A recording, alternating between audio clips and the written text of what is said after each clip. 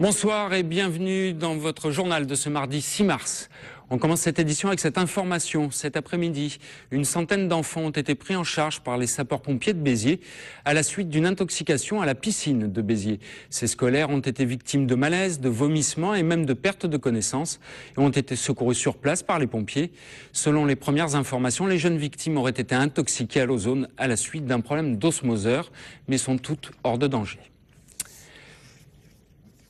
L'hypersexualisation des enfants inquiète les parents, souligne le rapport rendu hier par Chantal Joanneau, saisi par le ministère des Solidarités après la parution dans le Vogue français de décembre 2010 de photos mettant en scène une fillette dans des tenues et des poses subjectives.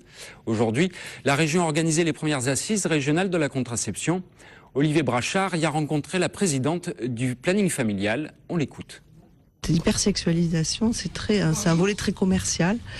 Et en fait, l'aspect le plus négatif, je crois que c'est la dévalorisation que ça représente pour l'individu. C'est-à-dire que les jeunes filles comme ça, de 11, 12 ans, qui se mettent en scène comme des pin-up ou des vampes, c'est quelque chose d'assez destructeur pour leur propre personnalité, pour savoir qu'est-ce qu'elles ont envie de devenir. Ensuite, si elles ont envie de s'habiller de façon aguichante, c'est pas vraiment un problème. Mais ce qui est préoccupant actuellement, c'est le côté consommation et le côté exposition au désir ou au regard, sans que les jeunes aient le moyen de savoir ce qu'ils ont envie de devenir, quel est leur choix de vie, comment ils vont se construire. Et donc, je crois qu'il est important que les parents aient conscience que mettre leurs gamines dans des compétitions de mini-miss, etc., c'est vraiment les structurer comme des objets devant le regard des adultes et non pas comme des individus qui vont se construire avec leurs désirs et leurs propres souhaits pour ce qu'ils vont être comme adultes demain. Aujourd'hui, le premier salon aéronautique de Nîmes se tenait à l'aéroport. Un aéroport qui souffre depuis longtemps de la concurrence de Marseille et de Montpellier. Passé sous la coupe d'un syndicat mixte depuis juin 2011 et le départ de l'armée, l'aéroport se cherche un avenir. Élément de réponse avec notre fou volant, Franck Chassagnon. Vous rêvez de devenir pilote de ligne ou d'hélicoptère, hôtesse de l'air ou mécanicien spécialisé? La base aéronavale de Nîmes-Garons pourrait bien vous aider à y arriver. Après avoir organisé le premier forum des métiers de l'aéronautique, la plateforme de Nîmes envisage aujourd'hui d'aller encore plus loin. La flotte des avions mondiaux va doubler d'ici 20 ans. Donc il y aura de fait des débouchés en termes de maintenance, en termes de métiers sur les pilotes, sur le domaine du personnel navigant commercial, non commercial. On pourrait en effet imaginer une spécialisation de l'aéroport de Nîmes autour des métiers de la formation aéronautique. Donc ça, c'est tout à fait envisageable. On a parlé du projet qui est encore dans les cartons, qui j'espère avancera sur l'arrivée de l'ESMA, peut-être ici sur Nîmes, qui a besoin de s'agrandir. Donc on voit bien qu'on a cette capacité, nous, d'accueillir de par la surface des industriels, des sociétés de services dans ce domaine-là. Donc on a un atout que n'ont pas forcément nos plateformes limitrophes. Et ce n'est pas la place qui manque après le départ des Marins du Ciel en juin 2011. Aujourd'hui, l'aéroport appartient au syndicat mixte Nîmes-Alès-Camargue-Cévennes. Les collectivités locales héritent d'infrastructures impressionnantes qu'il faut valoriser. Le syndicat mixte que je préside a récupéré des hangars immenses de bonne qualité, des bureaux, des centres administratifs. Donc tout ça, on peut le proposer aujourd'hui à des sociétés qui peuvent s'installer. Donc on peut le proposer à des qui peuvent s'installer.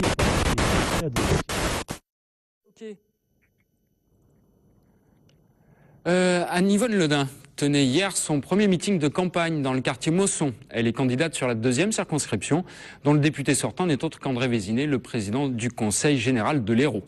Toujours dynamique, l'ancienne présidente de la FCPE de l'Hérault veut faire bouger les choses. On l'écoute au micro d'Olivier Roiran.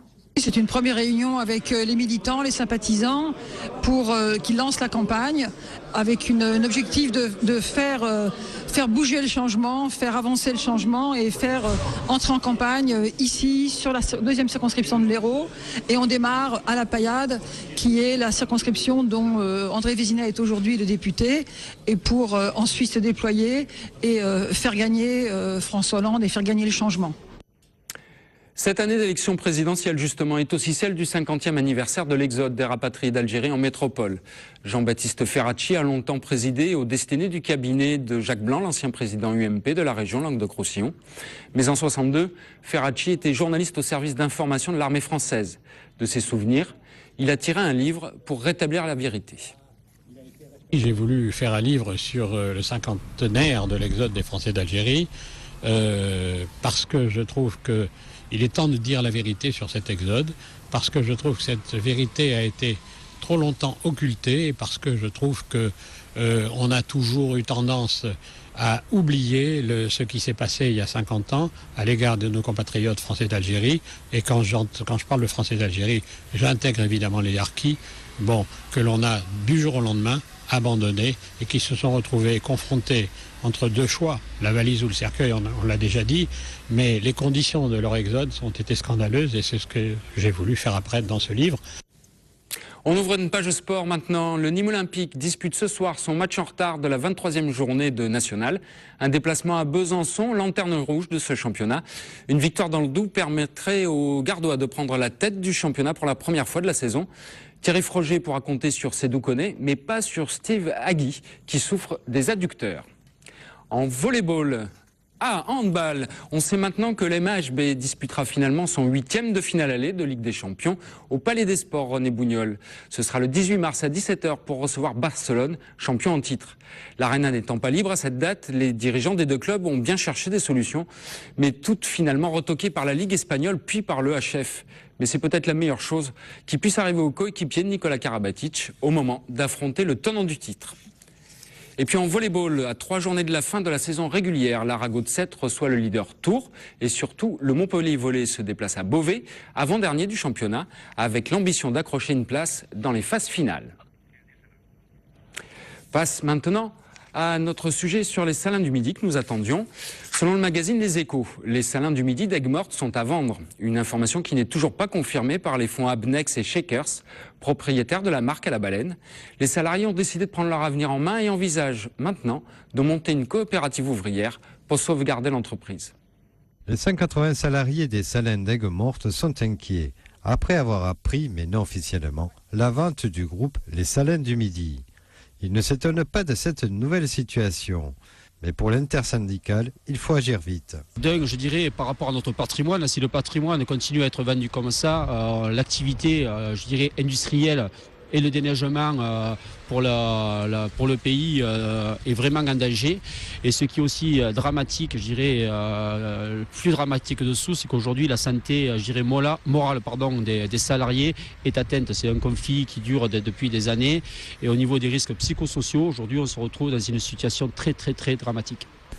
Politiques et syndicats de tous bords se sont réunis. Ils vont mettre en place un cahier des charges sur les actions qu'ils vont mener, mais aussi étudier les diverses propositions venues de la mairie et des syndicats.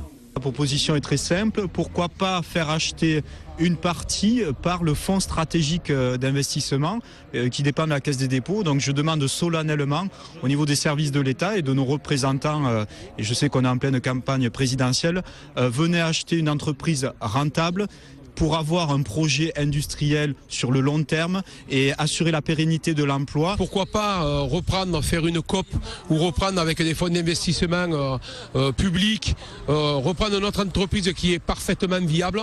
Faire du sel, c'est notre métier. On a 150 ans d'histoire sur la région d'Aigues-Mortes et promouvoir le tourisme, on veut le faire aussi, mais pas au détriment de l'industrialisation. Musée du sel et centralothérapie sont deux projets pouvant à terme créer un peu plus de 127 emplois sur le site des salins d'Aigues-Mortes. Mais avant ça, la sauvegarde et l'exploitation du site sont une priorité pour les politiques et les syndicats. Une demande de rencontre va être faite entre les dirigeants actuels des salins du Midi et le préfet du Gard.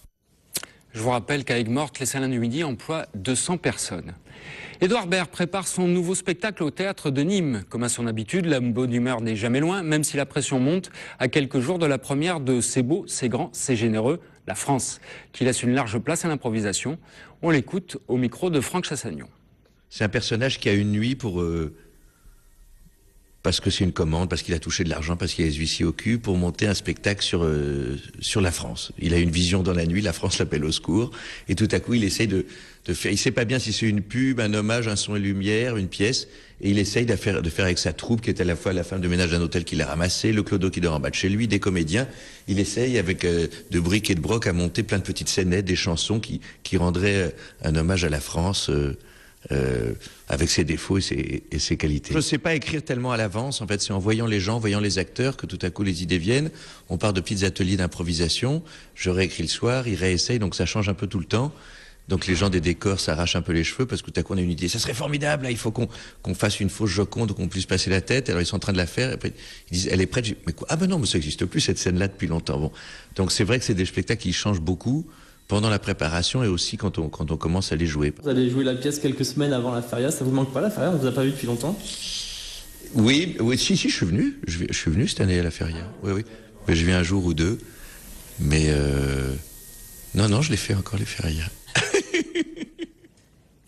Voilà, c'est tout pour cette édition un peu mouvementée. Je remercie d'ailleurs nos équipes techniques qui nous ont bien aidés.